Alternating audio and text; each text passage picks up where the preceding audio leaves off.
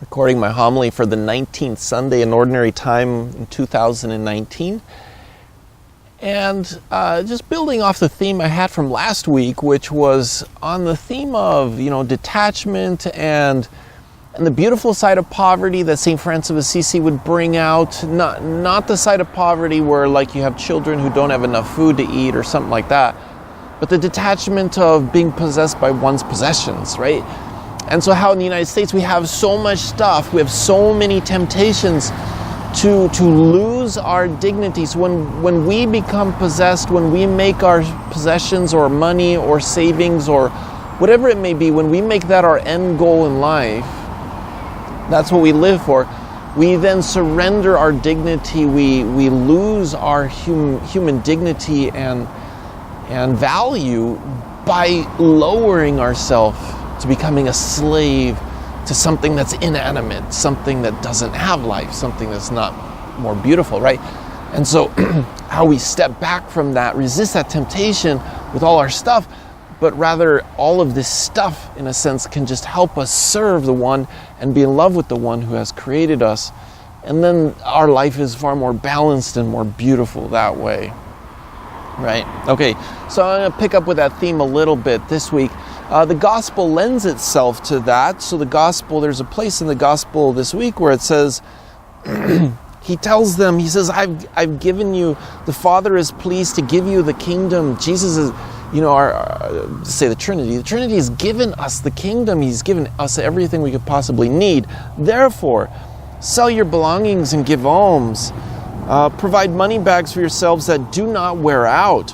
That doesn't mean going and buying, Gore-Tex money bags, in the sense they don't wear out. It's a different type of treasure, right? And an inexhaustible treasure in heaven that no thief can reach nor moth destroy. For where your treasure is, there also will your heart be. I love that line. I've always been struck by that last line, because I really do struggle with the temptations of materialism, of wanting to, again, for me, it's often wanting to build things or invent things or dream of things or own things, whatever it may be. But I surrender my humanity, my dignity when I do that, to becoming obsessed with something that's less than worthy of that obsession.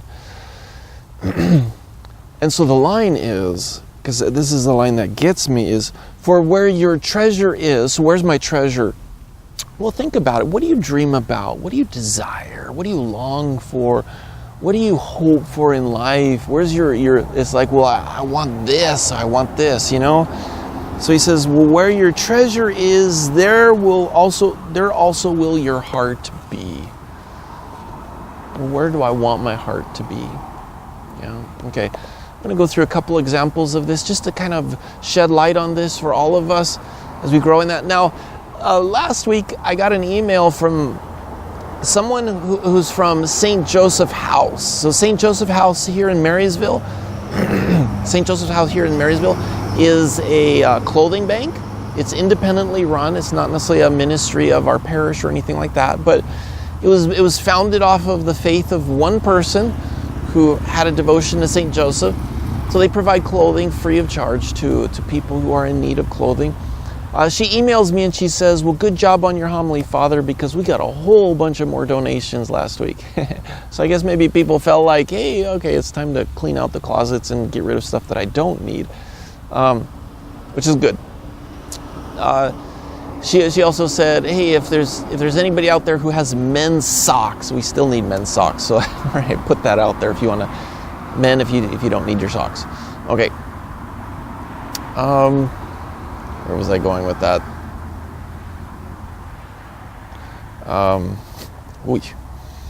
Where was I going with that? Now I got myself all distracted. Anyways, okay, I'll try to pick up. There's a phrase in the world that we often use. It's not a bad phrase, okay? It's not a bad phrase, but it can be dangerous if it's not applied correctly. And the phrase we often use with our kids is say, follow your heart, right? Follow your heart. Yeah, follow your heart. We want everybody to be happy, right? To be at peace with themselves. We don't want to force people down a certain path. But you know what? The reality is our hearts are not infallible. Our hearts can lead us astray. Sometimes our emotions, sometimes our desires are not ordered the way they should be.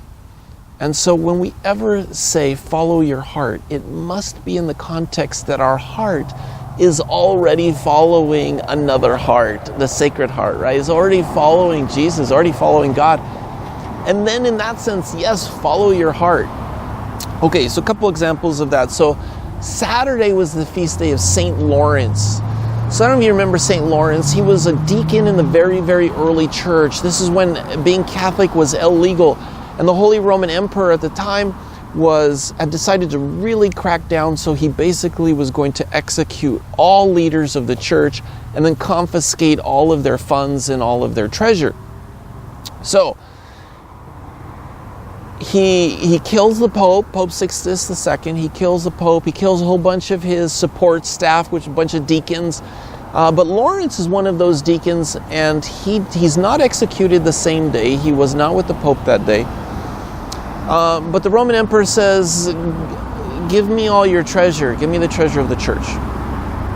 So Lawrence goes and basically sells everything that the church owns. And then he gives the money to the poor. And then he goes to the Roman Emperor and he says, here's our treasure. And he basically shows them these poor people. He says, here's our treasure. Now that's beautiful. That's great. That kind of okay, what is central? Where is the right path for us to be? That's a beautiful example of that. However, why did it take the threat of death for everyone for them to do that? Right?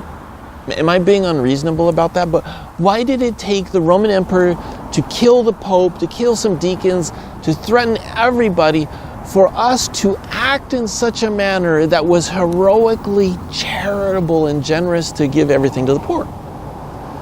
Okay, am I saying that we should all just go sell our parishes and all the property of everything and give it? I'm not saying that.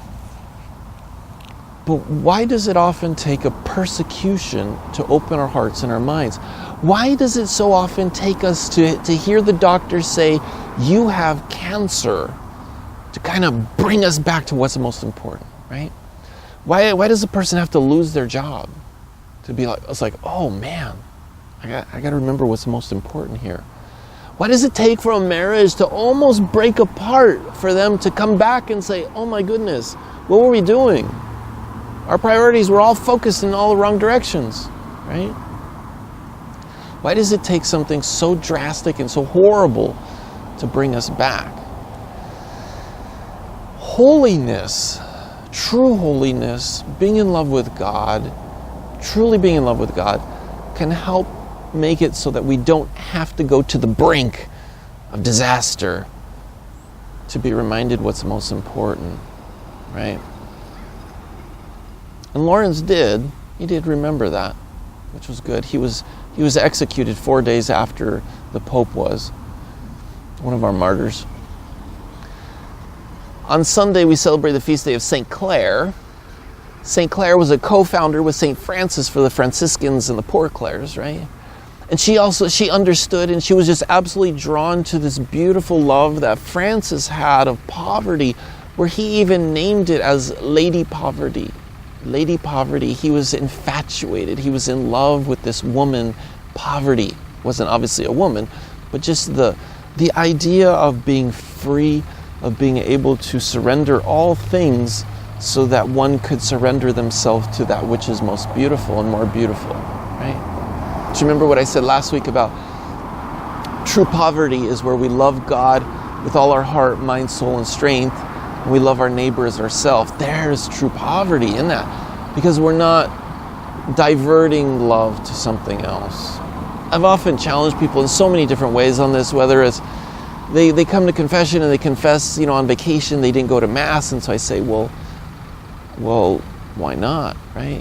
What was more important? Because they had lost that poverty, that beautiful Lady Poverty there, to give of oneself completely to God. and to not put God on the back burner, right? Okay, so, all right, I know I'm a broken record with that, but you know, in the Catholic Church, sometimes even ourselves, we can become distorted or imbalanced in this area. Sometimes we can think of the money and our possessions and our property before we think of the faith of the people, before we think of God's sheep, right? This comes out with the sex scandal, the sex abuse scandal. When a diocese files for bankruptcy, when they're squabbling over insurance and all those things, because we don't want to give up our money, our possessions, our property. That's why we file for bankruptcy. Sometimes we forget what's most important. If you ever go to the Vatican, which is definitely worth going to, very beautiful. You go into St. Peter's Basilica and it's so beautiful, and the art can really draw a person in deeper spiritually. The statues, you know, I have Michelangelo's Pietà, you have just all the beautiful, beautiful carvings and icons and everything in there. But when you're in there, you also realize you're in there with a bunch of other people, and most of the people are not there because of faith. They're there to take pictures, they're there because it's beautiful, they're there because it's a museum, right? Our churches have turned into museums. More people are there for to gawk at the stuff rather than to pray. So that's terribly sad. When Pope Francis was made Pope, and he chose the name Francis, I was kind of hoping that he would, in a heroic way, kind of do what Lawrence did. Not get rid of everything, not sell everything, especially not the things that are truly beautiful, that draw us into God and draw us to deeper faith.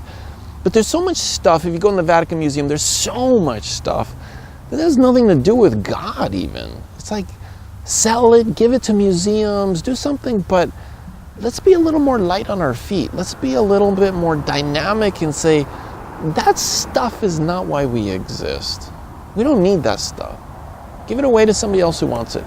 Sell it, give the money to the poor, right? But we forget. We become attached. We forget why we exist. And so I think one of the temptations of the Vatican of Rome is even for priests and bishops is to see the power and the authority and to want that power, and then the greed that goes with that and all that. You know, all the squabblings we've had for the last 30, 40 years over the Vatican Bank, it's like, come on. Figure it out. Get rid of it, you know? We don't need it.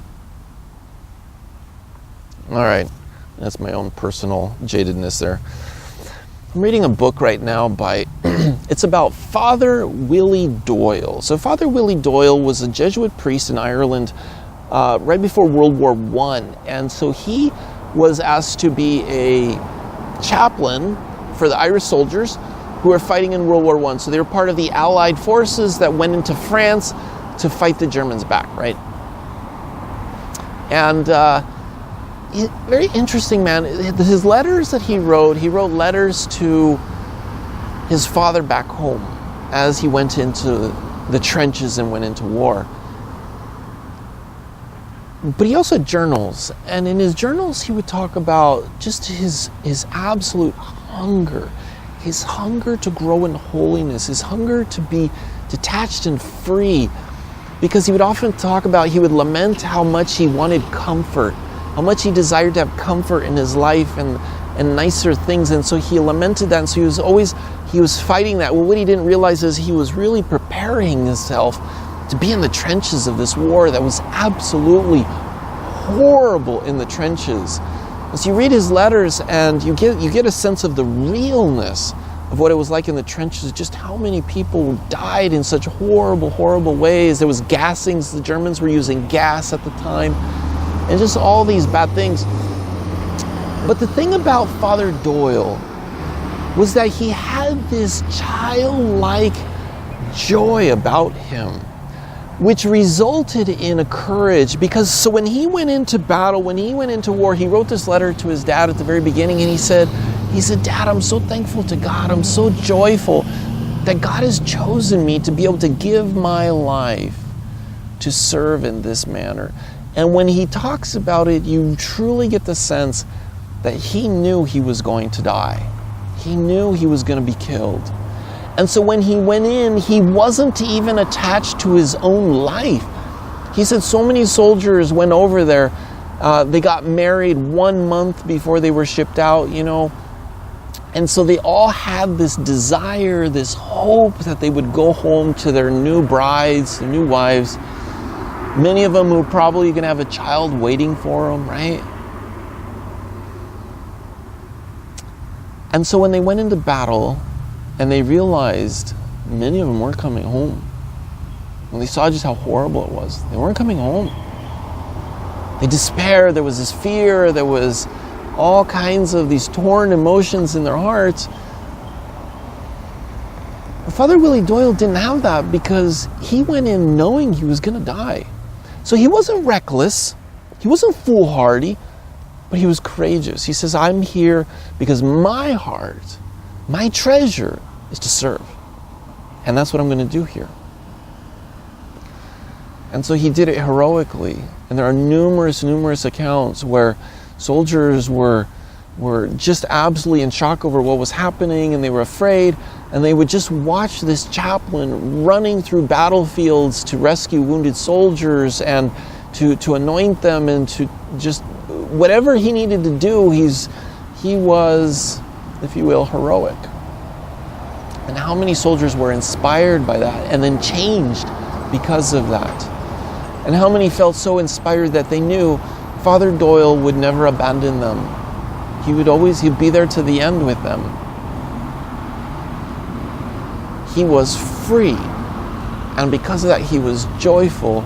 Because of that, he was courageous.